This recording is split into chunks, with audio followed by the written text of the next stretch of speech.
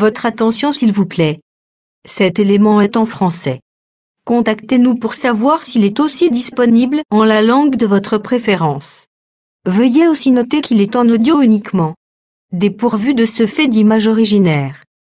À présent, nous vous convions à suivre, depuis christequality.com et evangileeternel.com, la rubrique Bible mot à mot, ou l'explication prophétique de toute la Bible, livre par livre, chapitre par chapitre, verset par verset, mot à mot. Elle est présentée aujourd'hui par le prophète Jean Bosco Mbombi, ministre de l'Évangile éternel. Recherchez-vous les enseignements du prophète Jean Bosco Mbombi, allez sur christequality.com ou sur evangileeternel.com/jbmbombi.html. Les enseignements sont disponibles en texte, audio et vidéo. Surtout, ne partez point sans souscrire à l'une de nos chaînes YouTube qui correspond à votre version linguistique. Souscrivez s'il vous plaît. Bonne édification au nom de notre commun Seigneur et Dieu Jésus-Christ. Amen.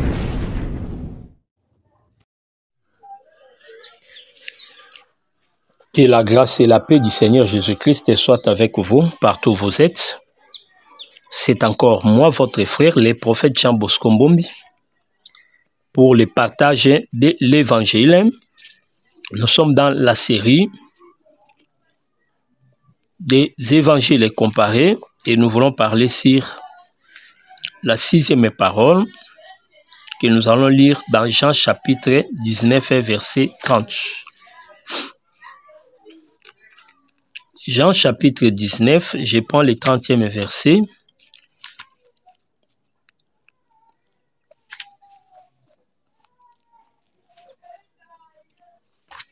Jean chapitre 19.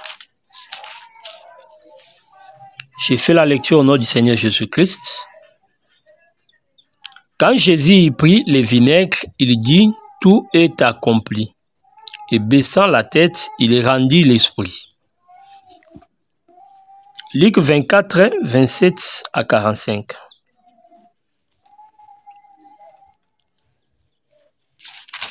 Luc chapitre 24. Je prends les versets 27 à 45.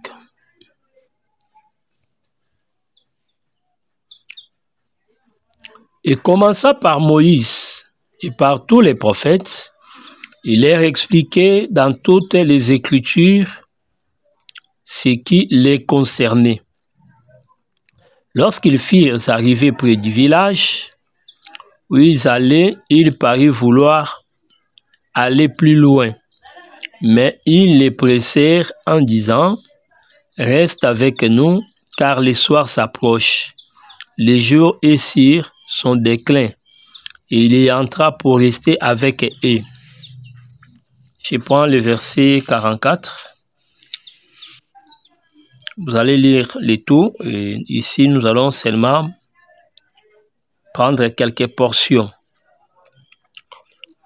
Comme dans leur joie, ils ne croyaient point encore et qu'ils étaient dans l'étonnement, il leur dit « Ayez-vous ici quelque chose à manger ?»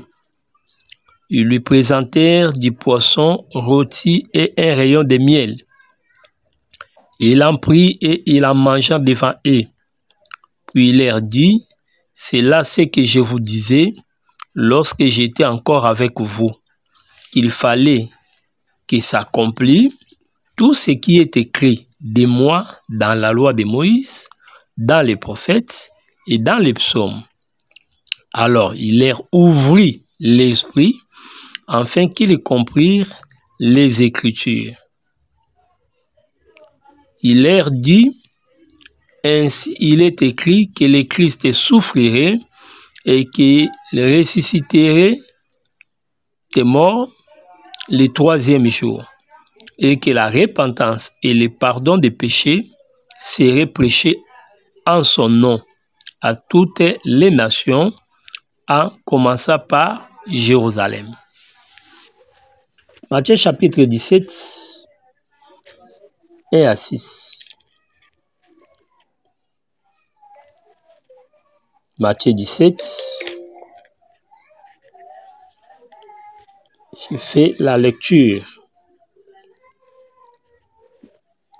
6 jours après, Jésus prit avec lui Pierre, Jacques et Jean, son frère, et ils les conduisirent à l'écart sur une haute montagne.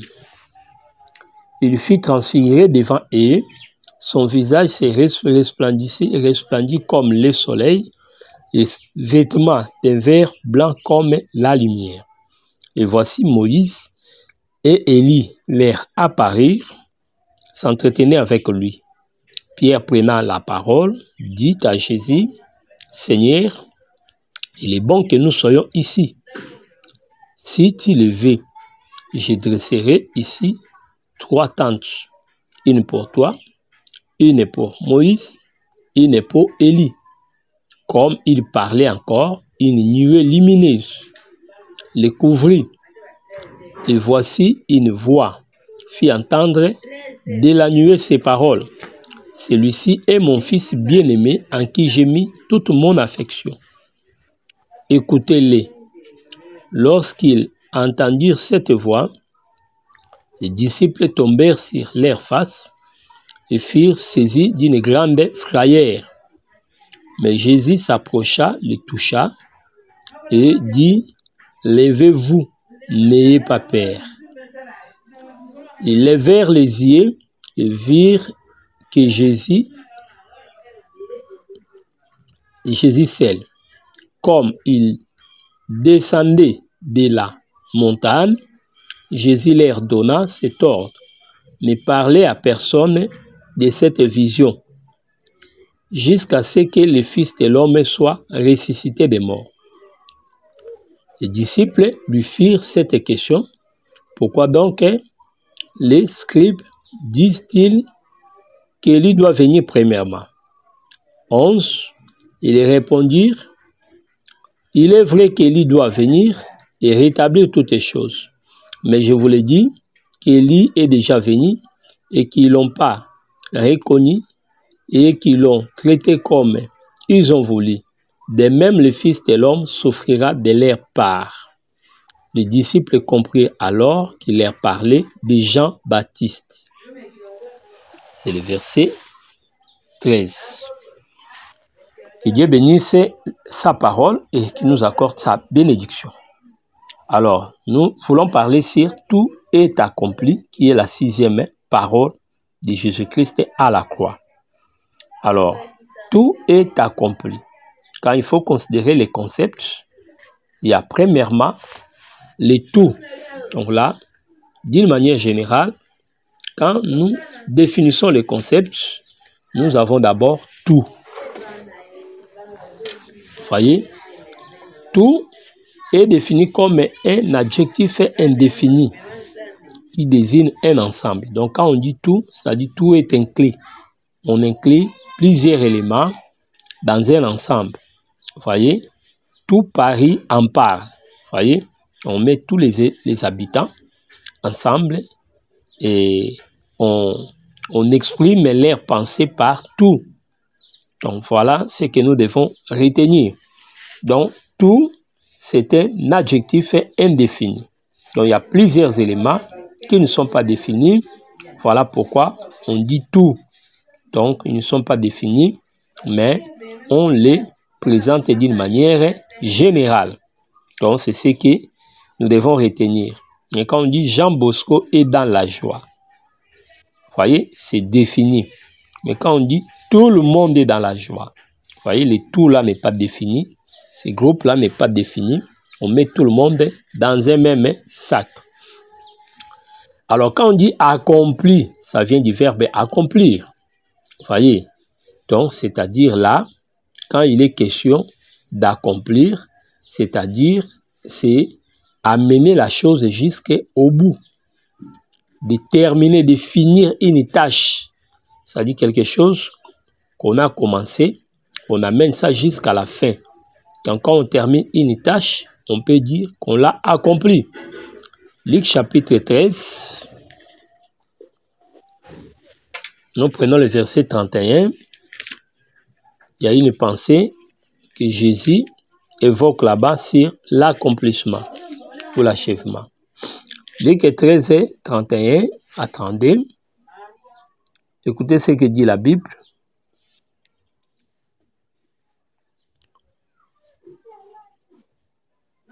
Luc chapitre 13.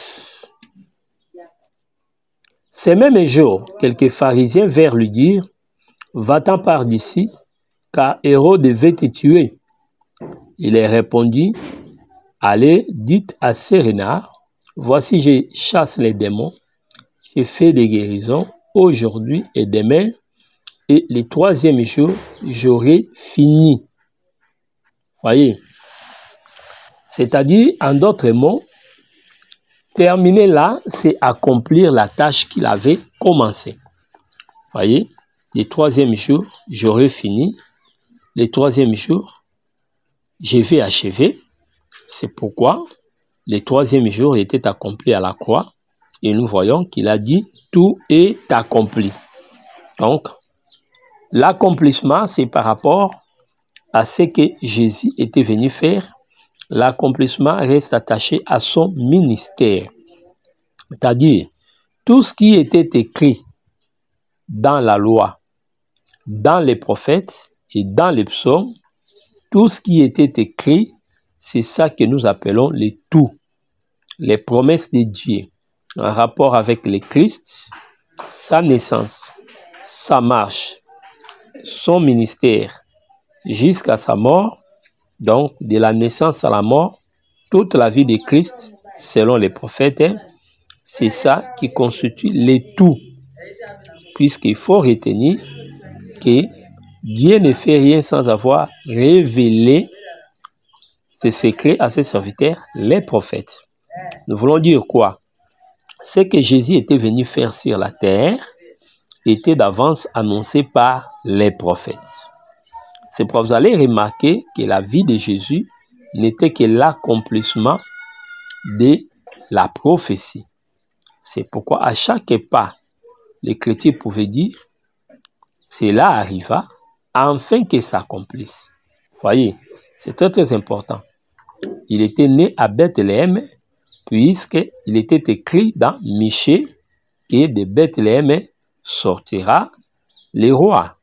Voyez, celui qui paîtra le peuple, il sortira de Bethléem. Voyez, alors donc vous allez comprendre que plusieurs des choses dans la vie de Jésus, c'était déjà annoncé. Lorsque Jésus était enfant, Hérode, dans sa jalousie, en recevant les mages, il avait organisé les massacres des enfants. Voyez, lorsqu'on tua les enfants, la Bible dit quoi? Cela était l'accomplissement d'une prophétie qui disait dans Jérémie, on entendit des cris à Rama. Voyez, Rachel pleure ses enfants. Encore une écriture qui s'accomplisse. Voyez, mais vous allez remarquer que Jésus est allé en Égypte. Voyez, mais quand on va apprendre qu'Hérode était mort, Joseph et Marie décidèrent de remonter vers la terre de Canaan. Mais la Bible dit quoi? Lorsqu'ils sont venus, cela accomplissait l'écriture qui disait « J'ai appelé mon fils hors l'Égypte ». Donc vous allez remarquer que cette série de prophéties s'accomplissait dans la marche de Jésus. Voyez? Donc il a accompli ce que les prophètes ont dit. Voyez? C'est pourquoi quand vous lisez Psaume 69, vous allez comprendre qu'on dit « À ma nourriture, on a mis du fiel ». C'est ce qu'on avait parlé dans la pensée. J'ai soif. Voyez, ils m'ont donné du vinaigre. Voyez, c'est pour l'Écriture dit que dès qu'il prit les vinaigres, qu'est-ce que le Seigneur dira? Tout est accompli. J'ai lu Psaume 69 pour donner encore un peu de punch à notre message. Psaume 69.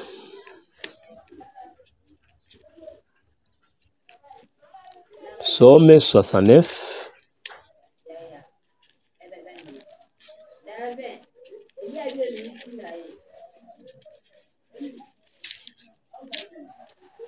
Psaume 69. Là, je prends les versets. Je commence même dans le verset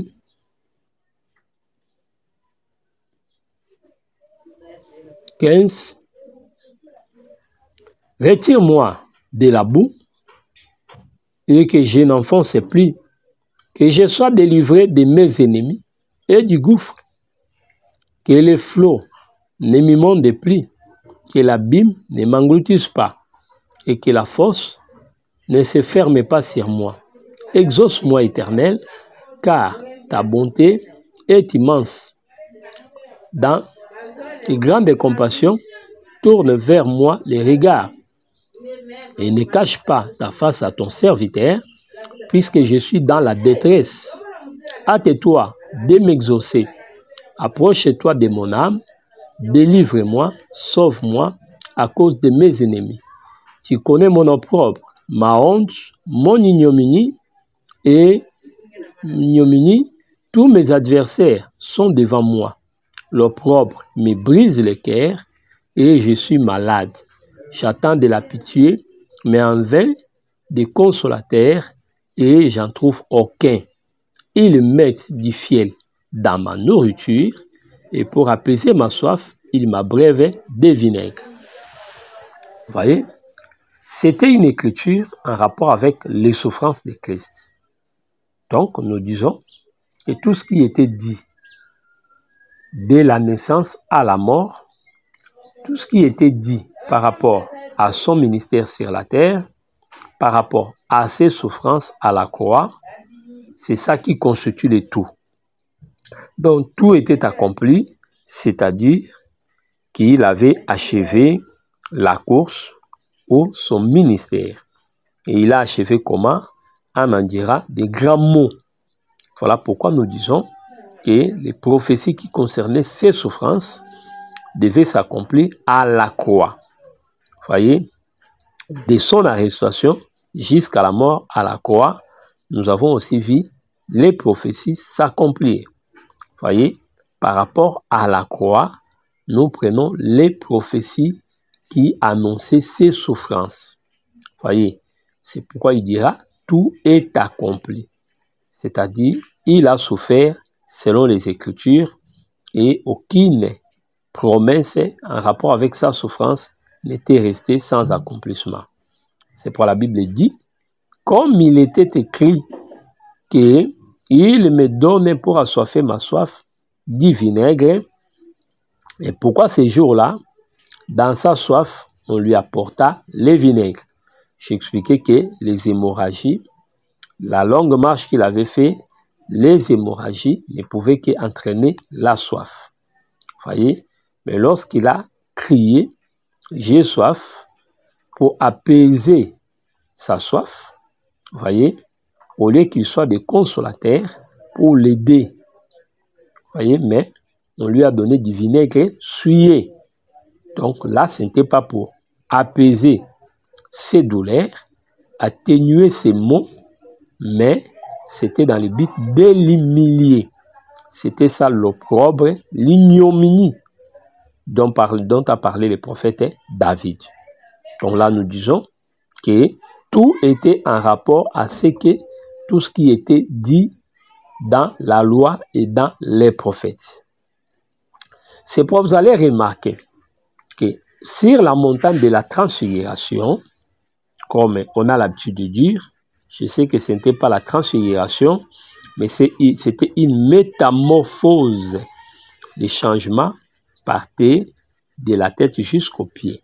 Donc ce n'était pas seulement son visage qui rayonnait comme le soleil, mais il avait manifesté les corps de gloire. Il était devenu glorieux. C'est cette gloire que l'Église vivra au millénium. C'est cette gloire qui va nous accompagner jusqu'à l'éternité.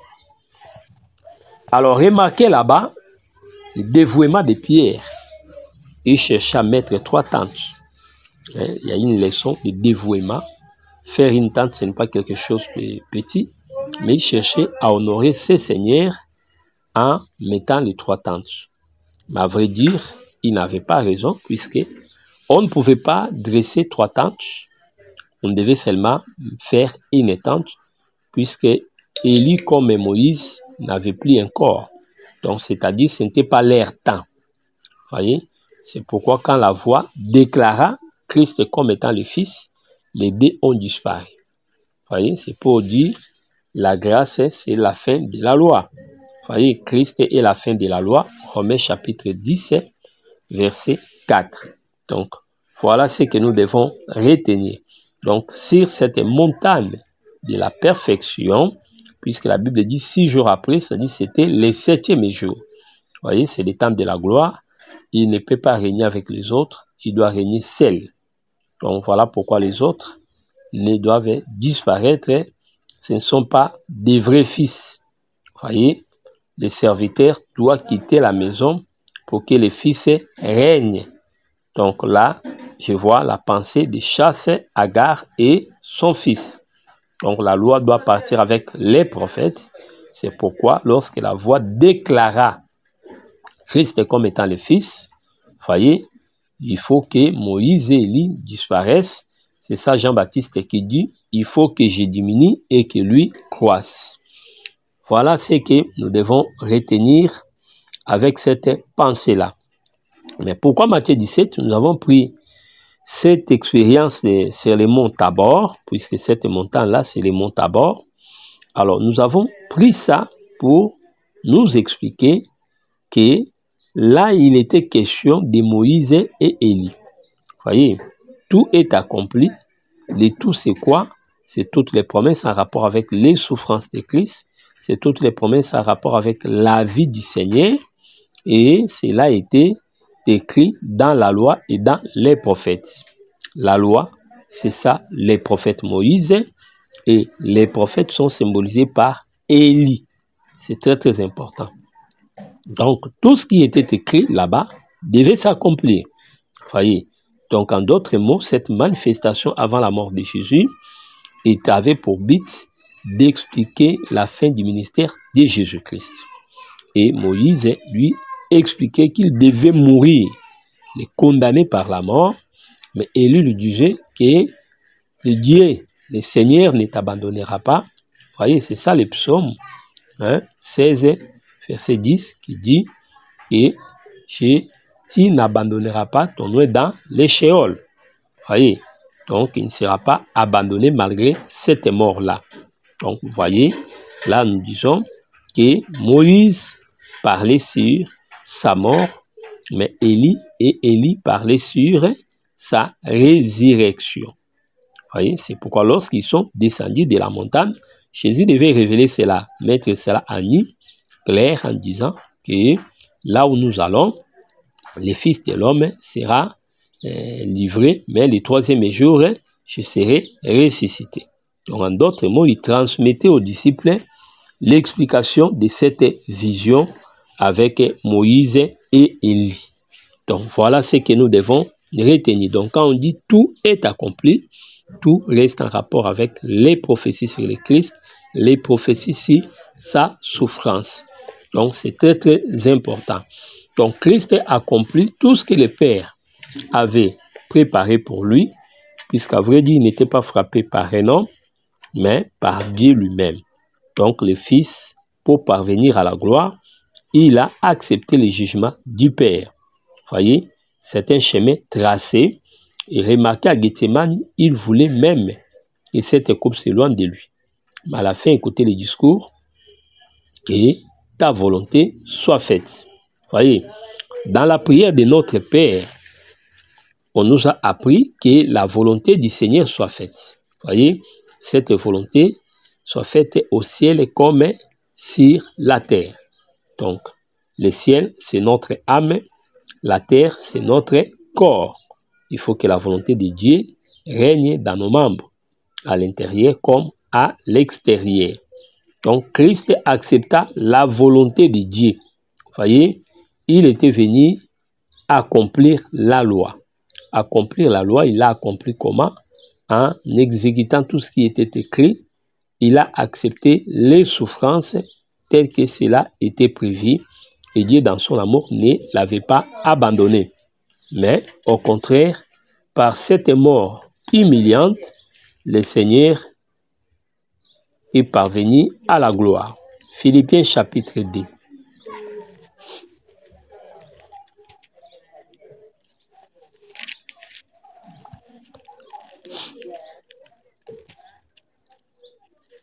Philippiens chapitre 2.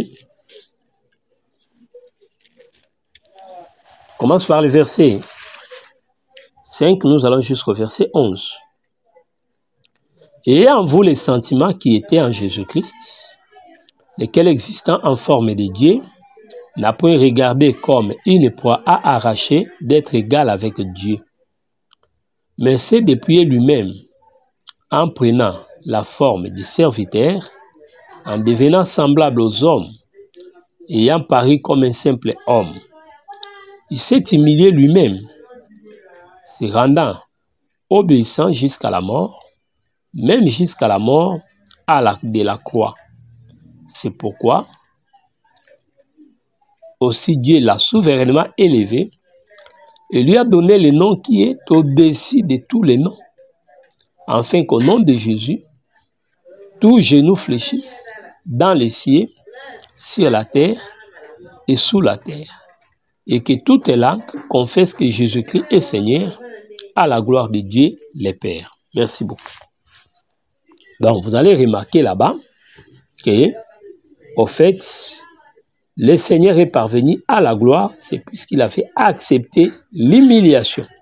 Voyez, tout est accompli par rapport à Christ. C'était en rapport avec les souffrances de Christ sur la croix, en rapport avec sa souffrance, sa marche sur la terre, le ministère pénible qu'il avait accompli, une tâche lourde qu'il avait à faire. C'est ça qui sera résumé à la fin par tout est accompli. Et cela, nous disons, constitue un exemple pour nous. C'est-à-dire, le Seigneur dit dans Jérémie chapitre 29, verset 11, « Je connais les projets que j'ai faits. » Voyez, les projets de bonheur, c'est ça l'élévation du peuple saint. Puisque Dieu appelle, il justifie. Romains chapitre 8, quand vous prenez le verset 29 jusqu'au verset 30, voyez, le Seigneur est celui qui appelle, qui justifie et qui amène à la glorification, qui glorifie son peuple. Mais nous disons seulement que le Seigneur ne peut pas t'amener à la gloire, ne peut pas te donner la gloire sans connaître les humiliations. Les humiliations, c'est ce que nous appelons les chemins de la croix. C'est pourquoi Jésus disait, celui qui veut me suivre, qu'il porte sa croix. Donc, il doit accepter de souffrir avec moi, de souffrir comme moi. Donc ça, nous disons également à tous les croyants du monde qu'on ne peut pas parvenir à la gloire, on ne peut pas aller au ciel sans passer par les épreuves, sans passer par des tribulations. Paul lui-même dira que c'est par beaucoup de tribulations que nous entrerons dans les royaumes.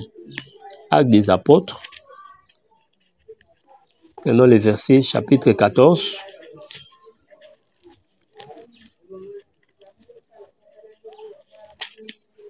Acte 14.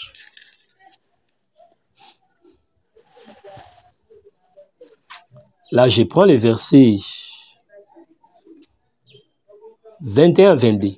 Quand ils eurent évangélisé cette ville et fait un certain nombre de disciples, ils retournèrent à Lystre, à Icône et à Antioche, fortifiant l'esprit des disciples, les exhortant à persévérer dans la foi, et disant que c'est par beaucoup de tribulations qu'il nous faut entrer dans le royaume de Dieu. Voyez, on ne peut pas parvenir à la gloire sans passer par les tribulations. Voyez, tout est accompli. C'était en rapport avec les souffrances de Christ. Dieu veut aussi que tout soit accompli. C'est pourquoi, dans votre vie, pour que vous parveniez à la gloire. C'est pourquoi ne déviez pas la voie du Seigneur, ne contournez pas les épreuves, puisque vous ne serez pas coté, vous ne serez pas considéré, vous n'aurez pas la gloire. Mais respectez les étapes de la vie chrétienne, respectez la voie du Seigneur. Voyez, puisque tout ce qu'il fait, cela reste bon pour nous. Il a des projets merveilleux pour nous. Ma condition seulement que l'on puisse agir comme sa volonté levée. Voyez, tout est accompli. Il faut que tout s'accomplisse également dans nos vies et c'est alors que nous allons parvenir à la gloire.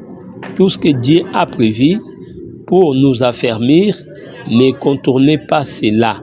Mais au contraire, affrontez ces choses, affrontez l'avenir avec détermination et courage et vous aurez votre récompense. Voilà ce que nous devons retenir, chers frères, si tout est accompli.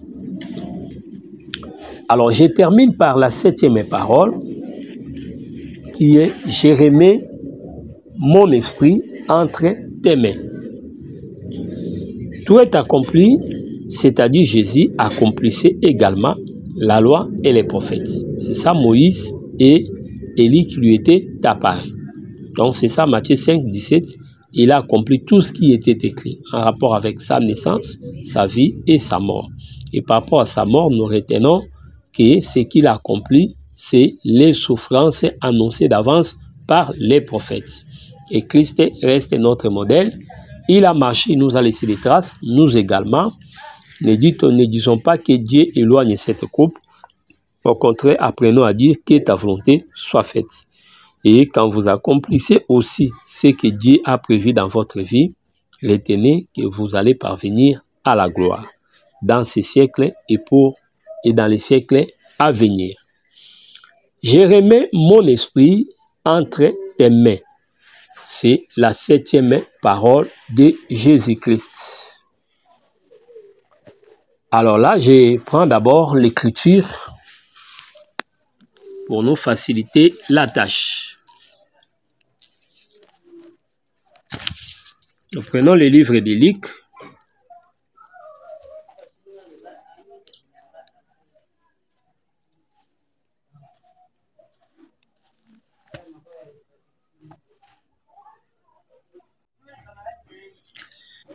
Nous lisons Luc chapitre 23, le verset 46,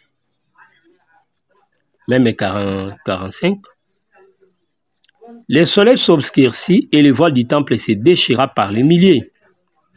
46. Jésus s'écria d'une voix forte, « Père, je remets mon esprit entre tes mains. » Et en disant ces paroles, il expira. Je prends la version de Matthieu. Matthieu 27. Commence par 49 jusqu'à 53.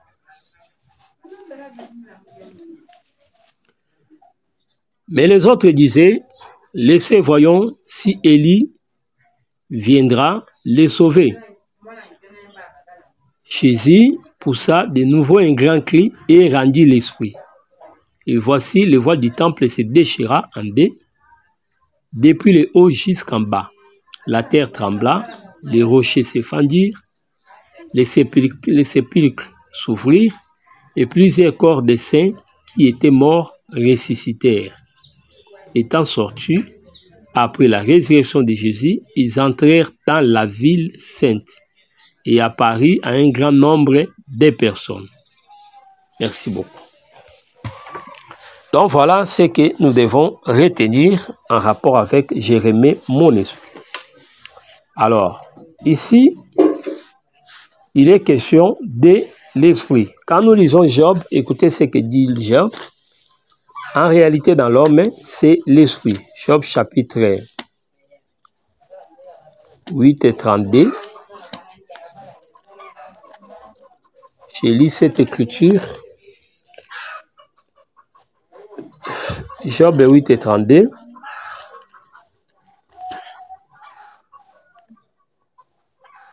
Non, c'est Job 32, 8. En réalité, dans l'homme, c'est l'esprit.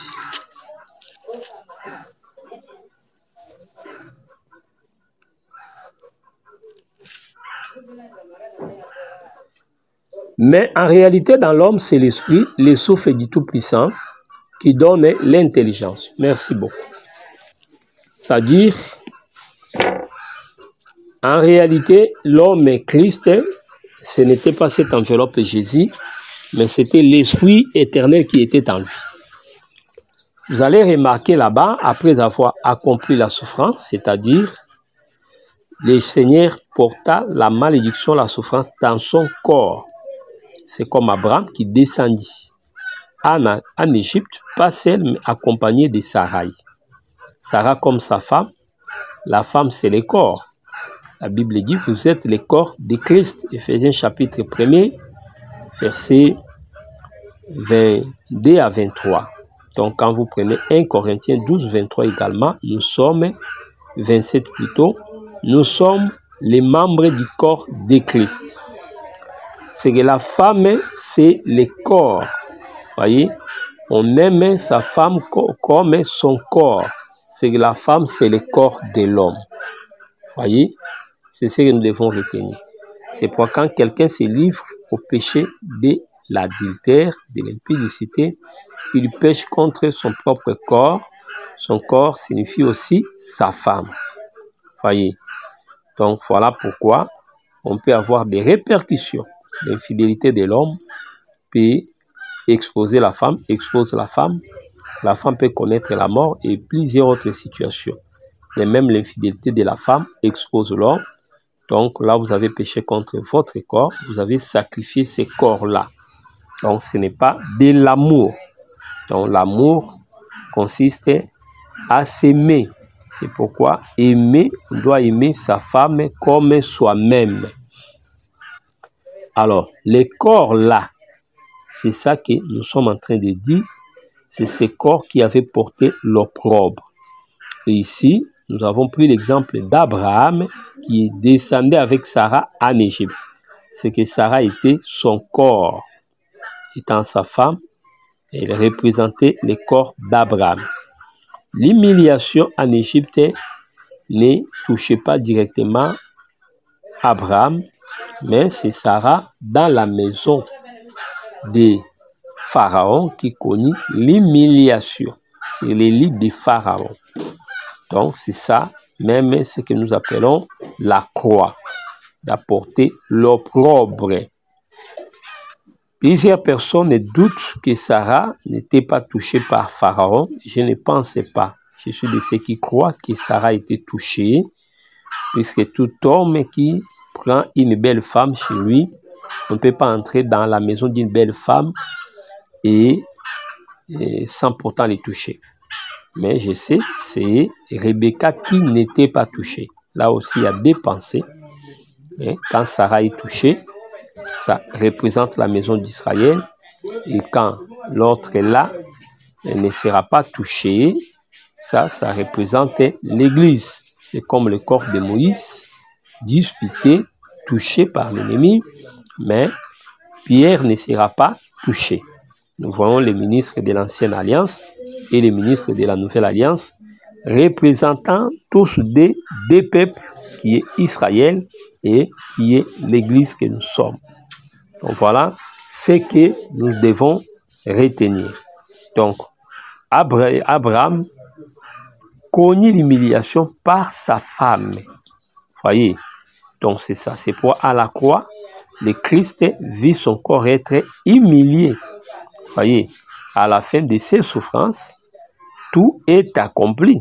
Voyez, voilà pourquoi il pouvait maintenant terminer le discours en disant « Père, j'ai remis mon esprit entre tes mains. » Voyez, l'esprit, c'est ça, le Christ qui ne doit pas être abandonné, mais que les mains du Père doivent soutenir et retirer de cette force qui est aussi le corps de Jésus-Christ.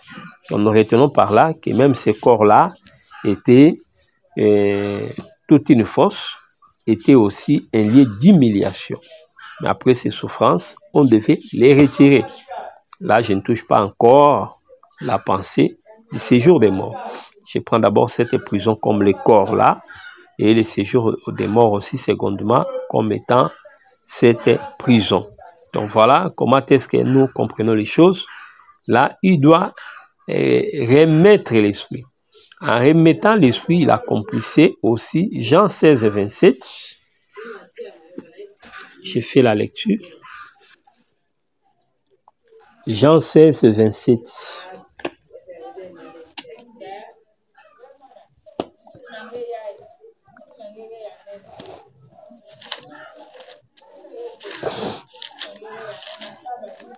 Jean 16, 27.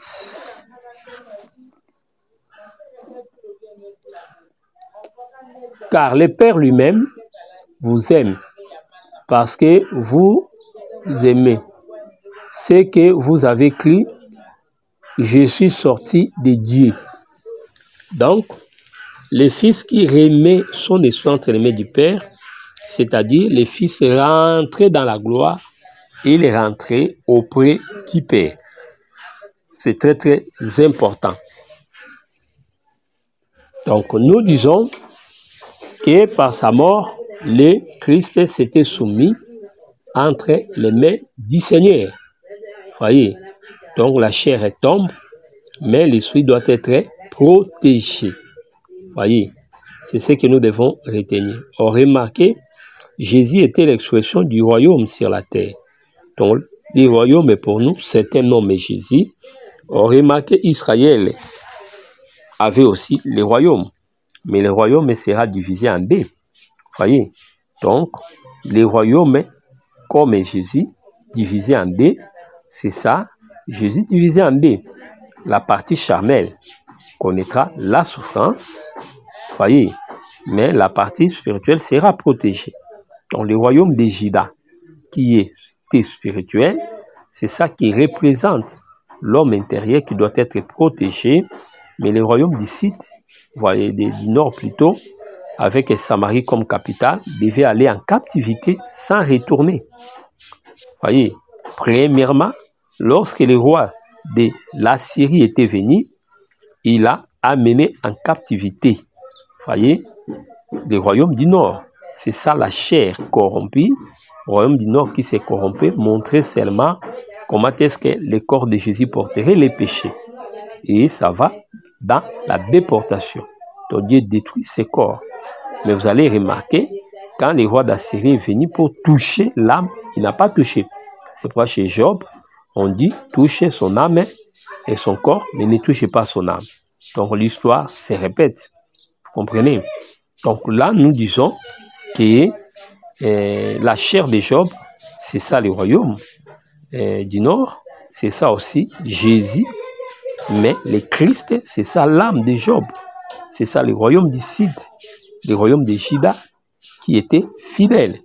Donc voilà ce que nous devons retenir. Donc la chair doit être sacrifiée pour que les seigneurs puissent recevoir l'esprit. Et c'est là, de même dans nos vies, il faut que le corps soit sacrifié. Voyez, pour que Dieu agrée notre esprit. Voyez, je remets mon esprit entre tes saintes mains. C'était le retour de gloire du Fils entre les mains du Seigneur. Voyez, nous prenons cela pour parler aussi de notre consécration. Et l'homme doit être brisé pour qu'il soit remis entre les mains du Seigneur et que Dieu l'utilise.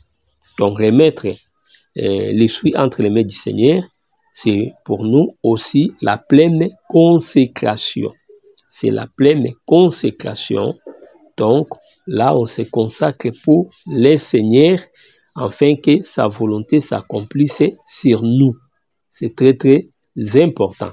Dans le désert, Israël connut la disparition de tous les hommes âgés, les hommes de guerre, devaient mourir.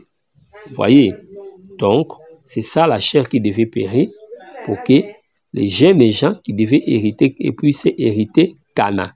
Donc les jeunes gens ne peuvent pas entrer aussi longtemps les vieux sont là. L'esprit ne pouvait pas être remis entre les mains du Père si le corps n'était pas mort. Mais lorsque le corps arriva à sa fin, c'est alors qu'il pouvait remettre son esprit. Donc cela est constitué et considéré aussi comme la pleine consécration que nous devons faire. Donc tout un chacun de nous doit accepter la destruction de la chair pour que l'esprit soit rendu entre les mains de Dieu et que le Seigneur puisse l'utiliser. Alors, parlant sur les mains de Dieu, voyez, l'esprit qui doit être remis, c'est notre âme, c'est le Christ. Pour nous, c'est notre âme. Alors, les mains du Seigneur, qu'est-ce que nous devons retenir avec les mains du Seigneur? Je prends la pensée de 1 Pierre chapitre 5, versets 4 à 6.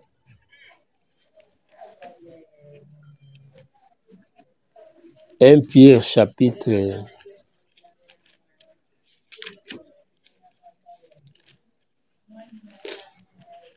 5, le 6e verset.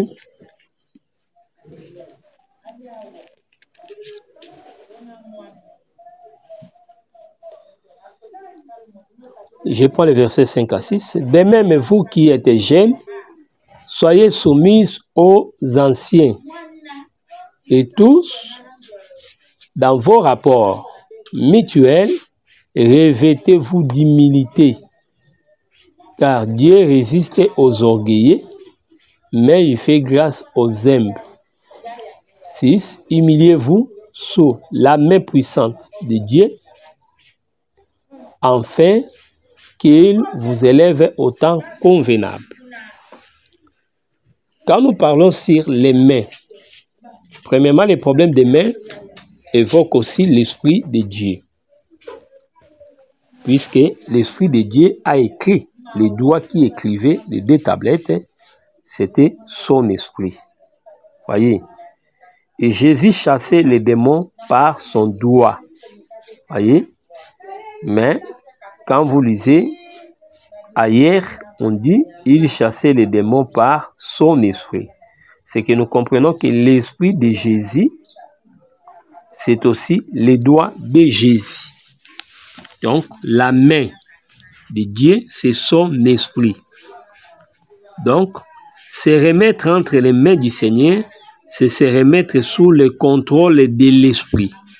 C'est ça que nous appelons la pleine consécration. Afin que le Seigneur nous utilise, nous élève au temps convenable. Donc, la main, il faut se remettre sous ses mains. Comprenez? Pour que nous soyons une patte entre ses mains, pour qu'il puisse faire de nous et de nouvelles créatures. Voyez? Donc, ça vaut la peine. Donc, il faut se remettre pour que Dieu nous utilise. On se remet comment? Par la destruction du vieil homme. Il faut accepter que le vieil homme puisse mourir pour que nous devenions une nouvelle patte. Donc, voilà ce que nous devons retenir, que les mains dont il est question, c'est l'Esprit du Seigneur.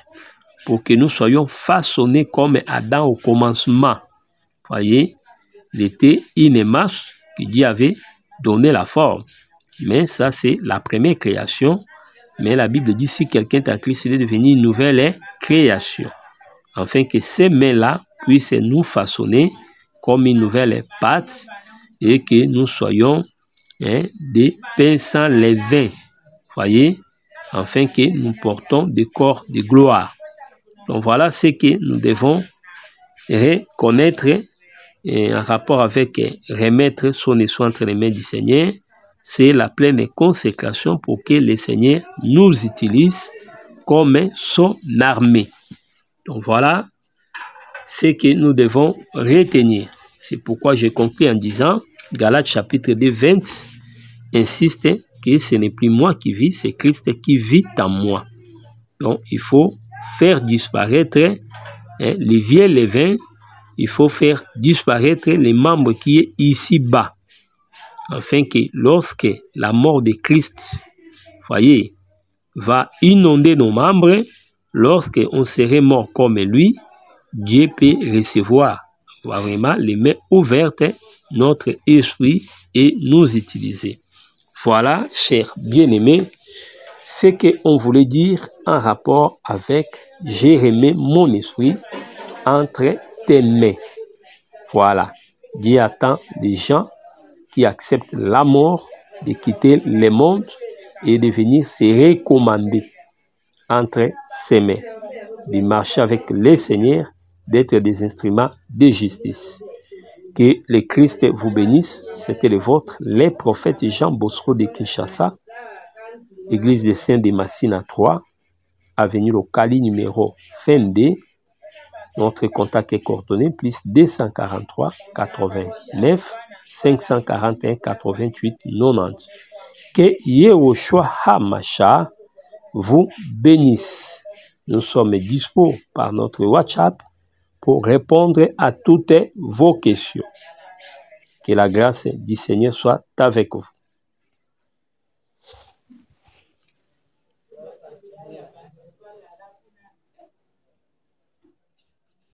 Merci d'avoir suivi ce message et que Jésus-Christ vous bénisse. Si vous avez une question à l'intention de l'homme de Dieu, si vous voulez que l'homme de Dieu prie pour vous, si vous voulez vous confier à l'homme de Dieu, ou si vous voulez tout simplement bénir l'homme de Dieu, contactez-le directement si ses coordonnées sont disponibles depuis sa page. Sinon, contactez-nous et nous lui transmettrons vos préoccupations. N'oubliez pas de faire un tour à notre page évangélisation pour voir en quoi vous pouvez vous rendre utile à Christ par cette œuvre. Que Dieu vous bénisse tous. Amen. ChristQuality.com. Les cieux en un clic de la souris. Évangile-éternel.com. Le site de l'Évangile éternel. Christ Equality Fondation, équilibrer la manne ramassée dans le désert de sorte que chacun ait un maire. Branchez-vous sur ChristEquality.com ou sur évangile-éternel.com et vous attendra au rendez-vous. La radio mondiale évangile-éternel.com, enseignement non-stop. La télé prophétique évangile-éternel.com TV, enseignement quantique et documentaire biblique.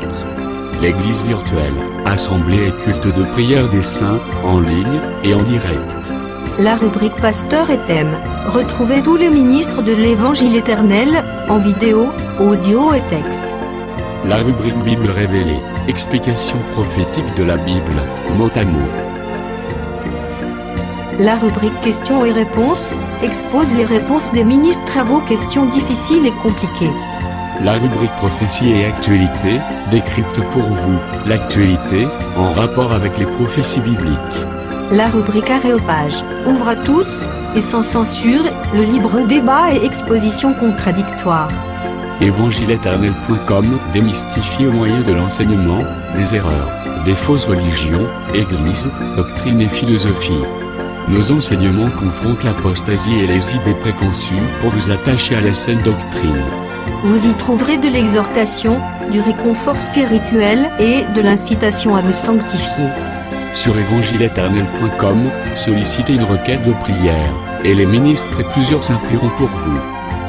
Retrouvez des cantiques chantés par des saints et des cantiques instrumentaux. Venez y apprendre d'autres langues à travers la Bible audio multilingue.